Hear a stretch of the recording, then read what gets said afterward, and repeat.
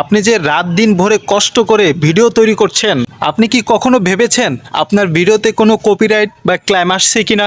তো সেটা কিভাবে চেক করবেন, চলুন এই ভিডিওর মাধ্যমে সম্পূর্ণ আপনাদেরকে দেখিয়ে দিব। তো দর্শক, আপনারা সরাসরি ফেসবুকে চলে আসবেন।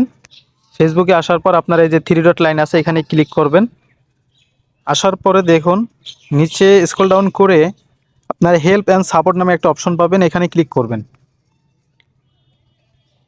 এখানে ক্লিক করার পর দেখুন এখানে লেখা আছে সাপোর্ট ইনবক্স। এখানে দেখুন সাপোর্ট ইনবক্স আছে, আমি আপনাদেরকে দেখিয়ে দিচ্ছি। এই যে দেখুন সাপোর্ট ইনবক্স, আপনারা এইখানে ক্লিক করবেন। সরাসরি সাপোর্ট ইনবক্স ক্লিক করার পর প্রথম যে অপশনটা রয়েছে আপনারা এখানে ক্লিক করবেন। নো রিপোর্টস, এখানে ভিডিওতে কোনো রিপোর্ট থাকলে রিপোর্ট দেখাতো, তো এখানে নো রিপোর্টস রয়েছে। ব্যাগে চলে যাবেন, দ্বিতীয়টা ক্লিক করবেন, নো ভায়োলেশন, এখানেও কোনো সমস্যা নেই। এরপর আপনারা এখান থেকে ব্যাক চলে যাবেন। আমি আশা করছি আপনারা এই ভিডিওটা সম্পূর্ণ দেখবেন, স্কিপ করবেন না, তাহলে সব কিছু শিখতে পারবেন। এরপরে দেখুন এখানে যে থ্রি ডট লাইন আছে, আর ওটাও মোস্ট ইম্পর্টেন্ট একটা সিটিং, আপনারা এখানে চলে আসবেন। এখানে আসার পর এভাবে আপনাদেরকে একটা ইন্টারফেসে নিয়ে আসবে। তো এখানে দেখুন লেখা আছে, আমি আপনাদেরকে দেখিয়ে দিচ্ছি, অ্যাক্টিভিটি লগ। আপনারা এই অ্যাক্টিভিটি লগে ক্লিক করবেন। অ্যাক্টিভিটি লগে ক্লিক করার পর এখানে আপনাদেরকে যে অপশনটা দেখাবো সুন্দর করে আপনারা দেখবেন। দেখেন এখানে লেখা আছে আরসিভ, লেখা আছে দেখুন আরসিভ একটা অপশন লেখা আছে, আপনারা সরাসরি এখানে ক্লিক করবেন। ওকে, আচ্ছা, এখানে নো রিপোর্ট, এখানে আমার কোনো সমস্যা নেই, আমার এখানে কোনো ভিডিও কোনো সমস্যা তারা ধরে নেয় ফেসবুক। আচ্ছা ওকে, দেখুন এখানে আরেকটা অপশন লেখা আছে রিসাইকেল বিন, আপনারা এই রিসাইকেল বিনে আপনারা ক্লিক করবেন। এই যে এখানে দেখুন এই রিসাইকেল বিনে আপনারা ক্লিক করবেন। ওকে, আমি ক্লিক করছি। আচ্ছা, এইখানেও নো আইটেম, মানে আমার কোনো ভিডিওতে তারা কোনো কপিরাইট বা কোনো ক্লাইম ধরে নেয়। যদি কোনো সমস্যা থাকতো আমার ভিডিওতে, তাহলে তারা এখানে এই ভিডিওগুলো শো করতো। তো এইভাবে আপনারা চেক করে নেবেন।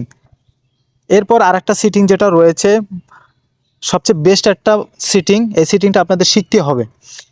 তো ধৈর্য সহকারে ভিডিওটা সম্পূর্ণ দেখতে থাকুন। এরপরে দেখুন লেখা আছে পেজ স্ট্যাটাস, আপনাদেরকে দেখাচ্ছি।